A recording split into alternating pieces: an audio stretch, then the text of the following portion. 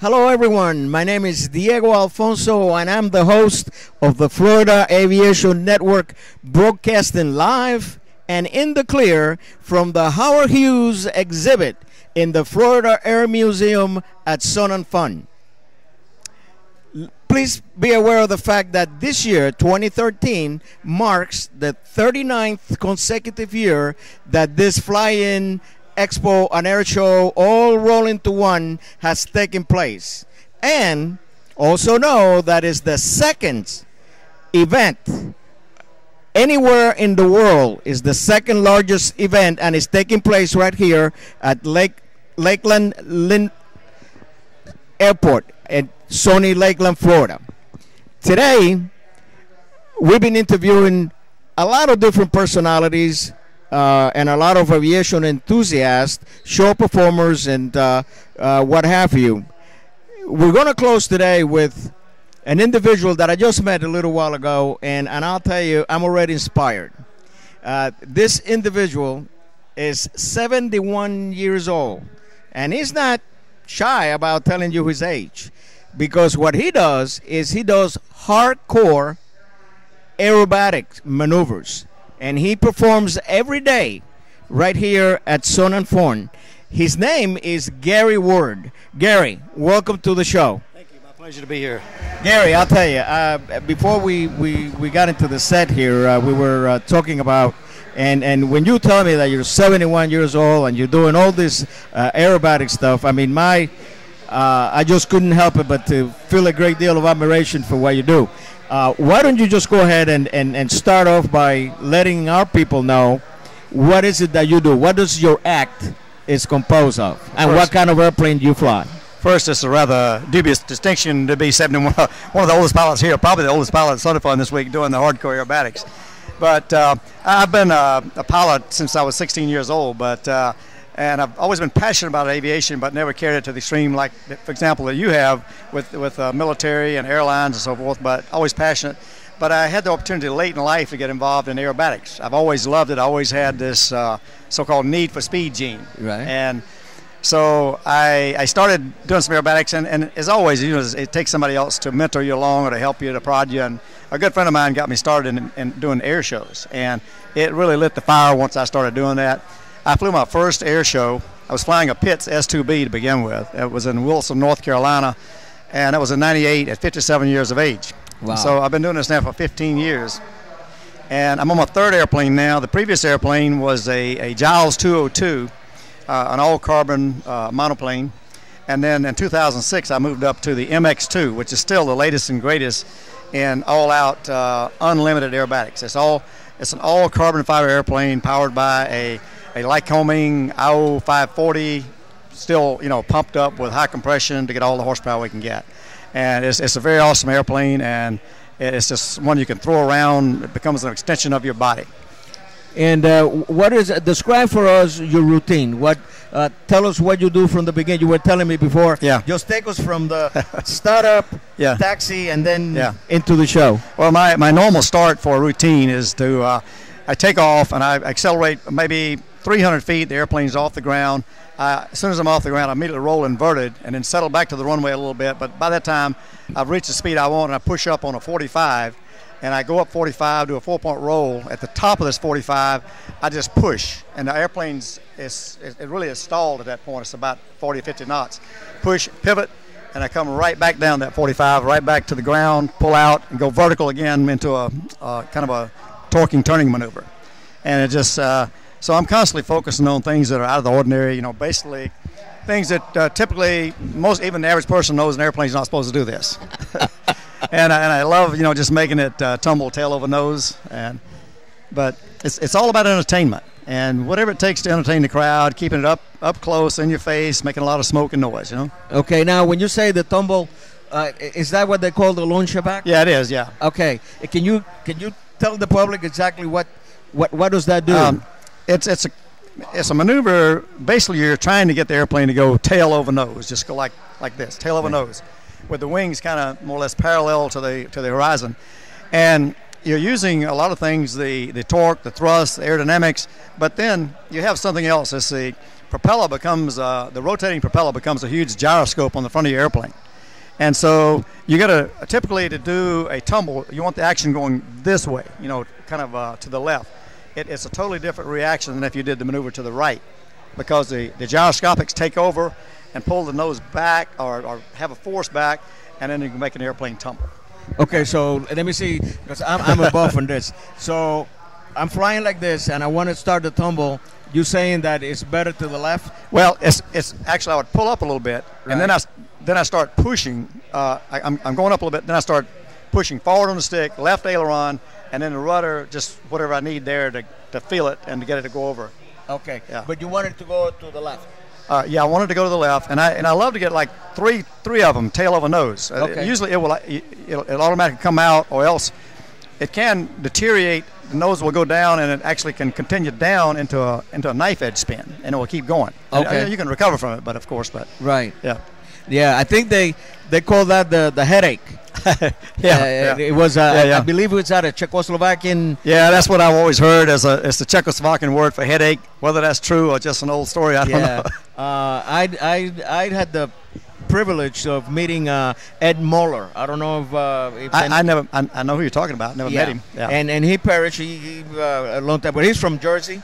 Yeah. And I had the pleasure of flying with him, and he was used to do the launch-evac. I think it was one of the first ones that started doing the launch-evac. Yeah. And I remember he telling me that.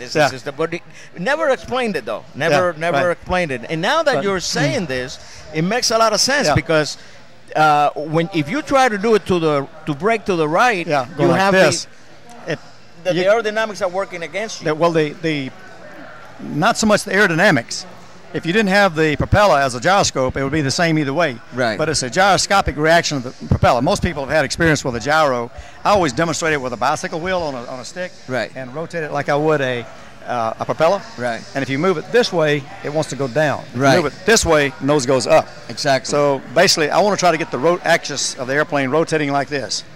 And that way, it's trying to pull my nose back. If I try to do it like this, it's trying to, the force is pulling me forward a little bit. It'll still, you can wrap it up pretty good, but it's not as much tail of a nose as going to the left. Exactly, exactly. I got it. Okay, so now we left the ground. You get up there. You do the launch evac. What's next?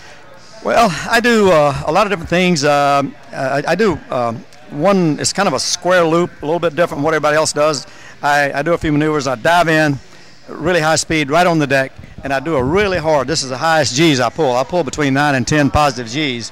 But just square this corner and go vertical. But it's over, the G load is over like that. Now I go up, and as I'm approaching 100 knots, I just jerk the stick in my chest as hard as I can.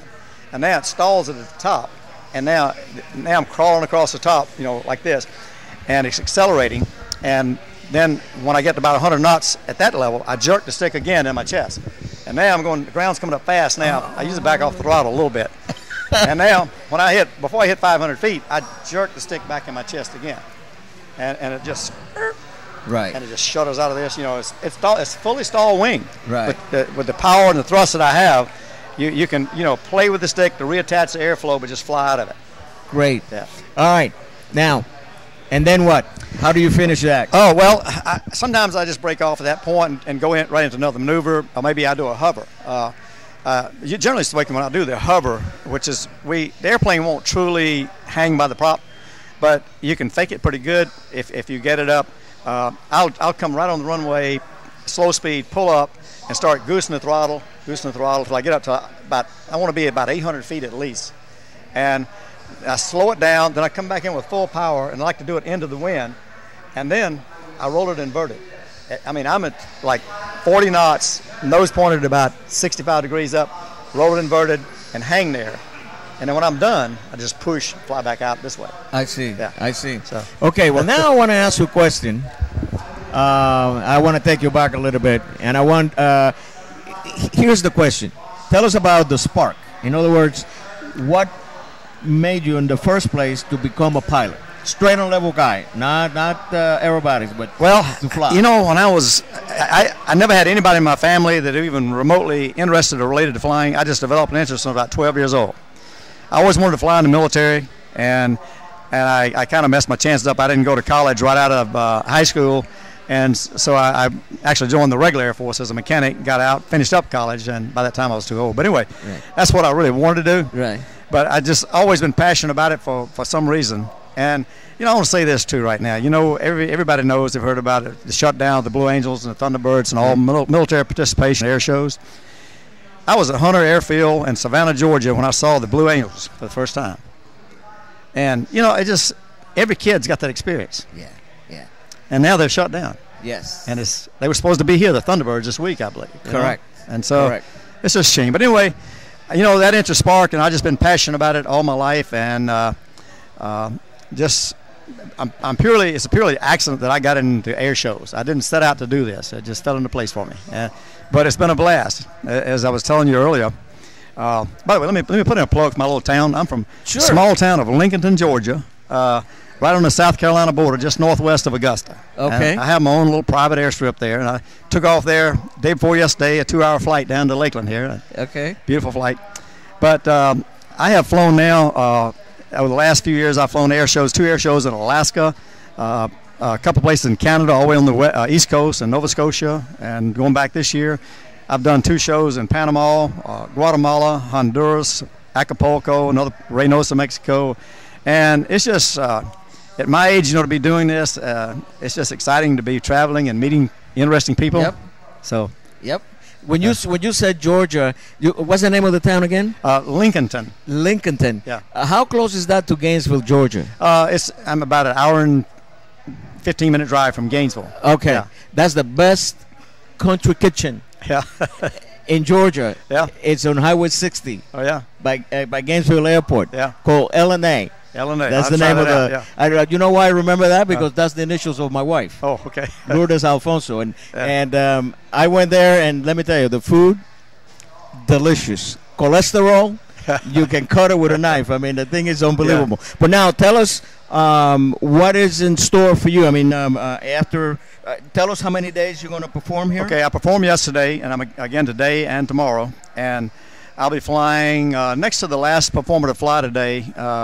At about something pretty close to 6 o'clock. Today. So anyway, I think this is probably my 10th year to fly Sun and Fun. I skipped the last 2 years. I missed the year they had the bad weather here. Yes. I was supposed to be here. I was on the schedule, but I had a registration issue. We were here that day. Yeah. We were here that day. Yeah. It was fortunate I was not here. Yeah. So. Yeah. So I'm excited to be back after 2 years. Yep. Well, now let me ask you this: if you perform here at Sun and Fun, do you have any other shows scheduled in the future, in the near future? Oh yes, I don't have that many in the first half of the year, but the second half I have quite a few. I just flew 2 weekends ago in Key West, Florida, at the Naval Air Station with the Blue Angels. That may have been their last show. And then I've had one show to cancel at Pensacola Beach. That was with the Blue Angels, so they've canceled that show. A lot of shows, the whole show is canceling because of the loss of the. Yeah. But I will still probably be doing another 10 more shows this year. Cool. Cool. Have one all the way on the west coast of Canada and 2 on the east coast of Canada. Yeah. Now I want to ask you a question. You don't have to answer it, but has there been a close one? I haven't had anything close doing aerobatics or air shows. I've had other things, crazy things. Any war stories that we can learn something from? Back when I was early on the learning curve in that little pits when I got started out, I was trying to land a little grass airstrip that my partner, and I really had no business landing there, but I went up flying through the top of a sycamore tree, and I flew through it, and I get through it, and my first thought was, God, I can't believe I'm still flying. I'm alive. The airplane's still flying.